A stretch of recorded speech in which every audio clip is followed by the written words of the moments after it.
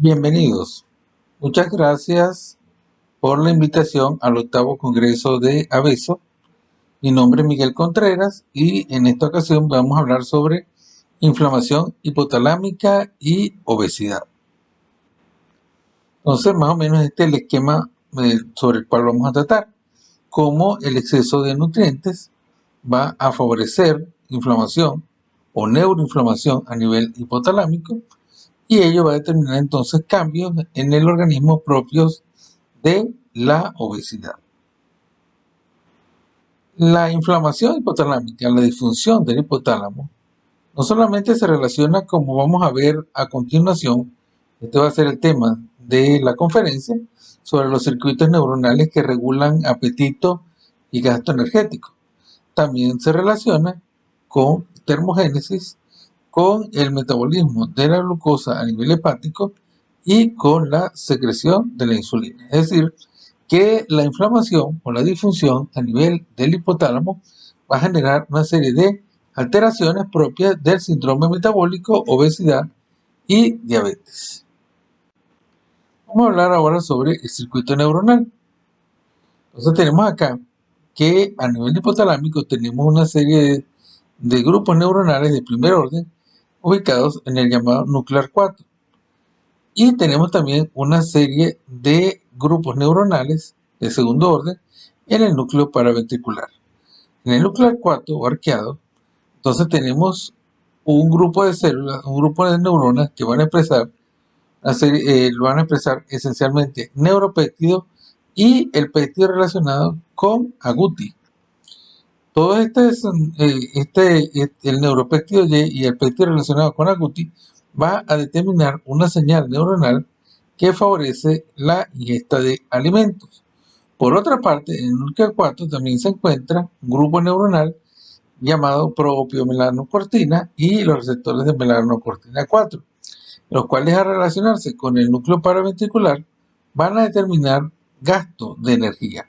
Se relacionan con gasto de energía. Entonces, el grupo de neuropéptido Y se relaciona con ingesta de alimentos y el de la propia melanocortina con el gasto de energía. Normalmente entonces existe un equilibrio entre ingesta de alimentos y gasto de energía. Como veremos posteriormente, entonces, este grupo neuronales a nivel hipotalámico van a servir como señales de integración para diferentes hormonas como la relina, la insulina, el GLP-1 y la leptina. Veamos entonces, el neuropéptido Y, dijimos entonces que se relaciona a través de las neuronas de segundo orden con aumento de la ingesta de alimentos. Por otro lado, el grupo de la propia melanocortina se relaciona esencialmente con aumento en el gasto de energía. La insulina y la leptina comparten la misma señal a nivel del hipotálamo, el mismo efecto, el cual es, en primer lugar, bloquean la señal del neuropéptido y por lo tanto van a disminuir la ingesta de alimentos. Y por otro lado, insulina y leptina van a estimular a la propia proopiomelanocortina para favorecer el gasto energético. Entonces tenemos que insulina y leptina entonces bloquean la señal de ingesta de alimentos, disminuyendo la ingesta de alimentos y estimulan la señal de gasto energético, favoreciendo la producción de energía. Entonces, por lo tanto, cuando se produce resistencia a la insulina o resistencia a la leptina, el efecto va a ser igual. Entonces, cuando se produce resistencia a insulina o leptina, entonces se produce todo lo contrario. Aumenta la ingesta de alimentos y disminuye el gasto energético, propios de las patologías como diabetes, obesidad y síndrome metabólico. Entonces tenemos acá, por ejemplo, que la relina, ubicada a nivel del estómago, va a estimular el neuropéptido Y, favoreciendo entonces la ingesta de alimentos. El GLP-1 va a ejercer un efecto similar al de insulina y leptina. Por lo tanto, el GLP-1 va a bloquear la señal de neuropéptido Y, disminuyendo la ingesta de alimentos y va a estimular la señal de proopiomelanocortina, favoreciendo el gasto energético. Es muy importante decir que GLP-1 actúa en conjunto con lectina. Entonces, GLP-1 lo que hace fundamentalmente es favorece o restablece cuando está bloqueada la señal de la lectina, entonces va, como dijimos anteriormente, disminuir ingesta de alimentos y favorecer el gasto energético. Cuando hay obesidad, entonces la obesidad produce una serie de cambios específicos a nivel de la microbiota, a nivel intestinal. Esa microbiota va a producir una serie de señales. Hay un eje entre el intestino y el cerebro, va a producir una serie de señales que llegan hasta los macrófagos que se encuentran a nivel cerebral. Y estos macrófagos, que se llaman microglia, van a tomar una forma van a formar una población llamada M1, que es la microglia de activación de inflamación. La transformación de la microglia se produce por la estimulación de unos receptores llamados Toll-like receptor 4 o TL4. Entonces, como hay un eje entre el intestino y el cerebro, los cambios de la obesidad, de los cambios que produce la obesidad a nivel de la microbiota, van a producir un aumento en la población a nivel del hipotálamo de estos macrófagos llamados microglia M1. Cuando aumenta esta microglia M1 va a producir una serie de señales inflamatorias como el factor de necrosis tumoral alfa y la interleuquina 6, todos los cuales entonces van a actuar sobre insulina y lectina. ¿Qué es lo que van a hacer? En primer lugar, recordemos que insulina y lectina bloquean a neuropéptido Y para disminuir la ingesta de alimentos. Pues bien, el factor de necrosis tumoral alfa y la interleuquina 6, la inflamación, desbloquea el efecto de la insulina y la lectina, entonces va a favorecer la señal de neuropéptido Y, aumentando la ingesta de alimentos. Por otro lado, estos elementos inflamatorios de factor de necrosis tumoral alfa e interleuquina 6, recuerden que insulina y lectina entonces estimulaban a la propia melanocortina, aumentando el gasto energético. Pues bien, la señal inflamatoria entonces va a bloquear la estimulación que hacía insulina y lectina sobre propio melanocortina, y como ya propio melanocortina no puede actuar, entonces disminuye el gasto energético. Entonces, tenemos un eje entre el intestino y el cerebro y el hipotálamo. El intestino va a inducir una inflamación y cambios estructurales a nivel del hipotálamo, favoreciendo la producción de unos macrófagos llamados microglia M1. Esa microglia M1 va a favorecer entonces la producción de unos mediadores inflamatorios que van a actuar sobre insulina y lectina.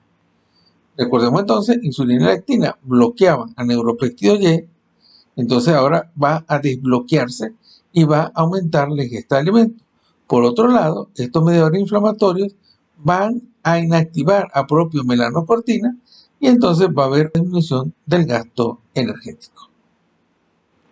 Ahora bien, la cirugía bariátrica, ¿qué va a hacer? Va a cambiar el perfil de la microbiota, va a producir cambios en las familias bacterianas, específicamente va a producir una familia que se llama Enterobacteriaceae, y esto va a determinar entonces una alteración, un cambio a nivel, como decirte, un eje entre el intestino y el cerebro, va a producirse un cambio en la población de macrófagos a nivel del hipotálamo.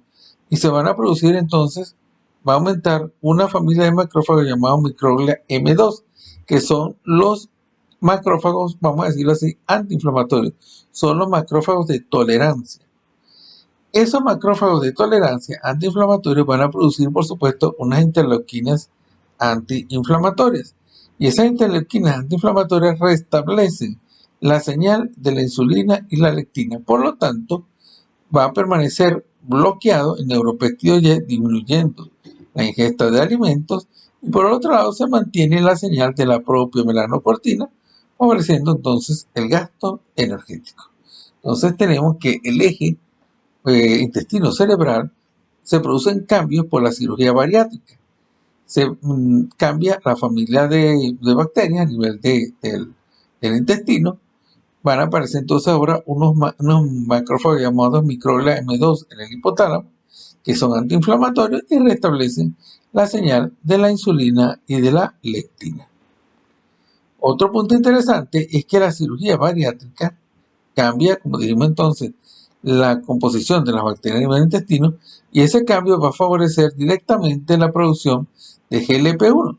Y GLP-1, dentro de sus características principales, es que restablece la señal de la lectina y restablece entonces la señal de propiomelanocortina. Entonces, como se restablece la señal de la insulina, el resultado final es disminución de la ingesta de alimentos y aumento del gasto energético, como lo hace lectina. Entonces, el EP1 actúa fundamentalmente restableciendo la señal de lectina. Veamos entonces dos estudios experimentales para ver todo lo que hemos comentado anteriormente. El primer estudio del 2016, entonces el efecto de un análogo de GLP-1 del liraglutide a nivel del hipotálamo. Entonces, vean ustedes cuál es.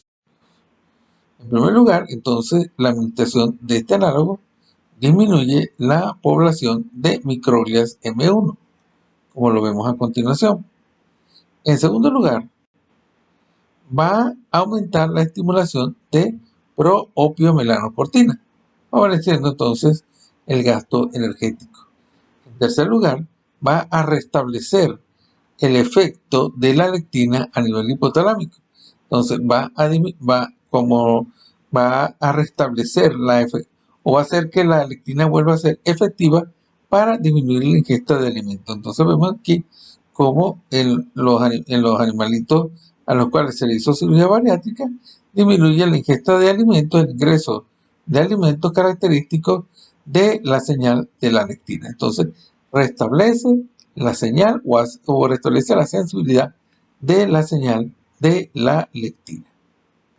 Ahora bien, veamos este estudio del 2021 sobre el efecto. Estos son estudios experimentales también, modelos experimentales, y el estudio habla sobre el efecto de la cirugía bariátrica en la inflamación hipotalámica y en la sensibilidad a la lectina a través del eje intestino, microglia, neurona. Veamos entonces cuál es el estudio. En primer lugar, como dijimos anteriormente, la cirugía bariátrica cambia la constitución bacteriana, el tipo de bacteria a nivel del intestino, y ese cambio intestinal va a producir cambios a nivel de las interleuquinas, disminuye las interleuquinas proinflamatorias y aumenta las interleuquinas antiinflamatorias. Entonces hay un cambio en el perfil de las interleuquinas. Disminuyen las proinflamatorias, aumentan las anti. En segundo lugar, la cirugía bariátrica en el modelo experimental disminuye el número de microglias M1, de las microglias de agresión, de ataque. Y vemos entonces que disminuye el número de microglias M1. Aquí vemos entonces que la cirugía bariátrica desactiva el neuropéptido Y y el péptido relacionado con AGUTI, pero va a estimular al eje de la propiomelanocortina. Entonces, desactiva el eje de la ingesta de alimentos, que es el neuropéptido Y activa la señal de propiomelanocortina que favorece el gasto energético. Y entonces vemos acá que la cirugía bariátrica disminuye los niveles de lectina, pero aumenta la efectividad de la lectina para impedir o disminuir la ingesta de alimentos, que es el papel fundamental de la lectina. Entonces, la cirugía bariátrica per se va a actuar restableciendo la señal de la lectina. Entonces, vamos a concluir acá. En todo lo que hemos conversado, dimos entonces que en el hipotálamo se encuentra un grupo de poblaciones neuronales relacionados primero con apetito y luego con gasto energético. Esa sería nuestra primera conclusión. En el hipotálamo confluyen las señales metabólicas de hormonas como insulina, lectina, relina y GLP-1. Dijimos también entonces que la disfunción hipotalámica se relaciona con un aumento en la población de unos macrófagos llamados microglia M1, que producen interleuquinas inflamatorias, lo cual altera la señal de las hormonas a nivel del hipotálamo. En cuarto lugar, tenemos entonces que la disfunción hipotalámica genera la inflamación, estas microglias, Y este perfil inflamatorio va a producir resistencia a la señal metabólica de insulina y de lectina. Es decir, que la disfunción hipotalámica, la inflamación hipotalámica, va a producir insulinoresistencia y lectinoresistencia. La cirugía metabólica, la cirugía bariátrica, revierte la disfunción hipotalámica inactivando los macrófagos y restableciendo la señal de lectina e insulina. Entonces, la cirugía, los cambios que produce la cirugía revierten la inflamación a nivel del hipotálamo, restableciendo la señal de lectina y de insulina. Y por último, dentro de los mecanismos implicados, se encuentra cambios en la microbiota. La cirugía cambia la microbiota, aumenta la producción de GLP-1, lo cual ya dimos que el GLP-1 per se restablece la señal de la lectina, impidiendo la lectinoresistencia. Entonces vean acá en el cuadro cómo la cirugía bariátrica, dijimos entonces que cambia la microbiota, va a favorecer la producción de GLP-1, el GLP-1 revierte la lectinoresistencia y se van a producir los cambios en los ejes de apetito y de gasto energético. Van a disminuir la ingesta de alimentos, va a aumentar el gasto energético. Muchas gracias por su invitación.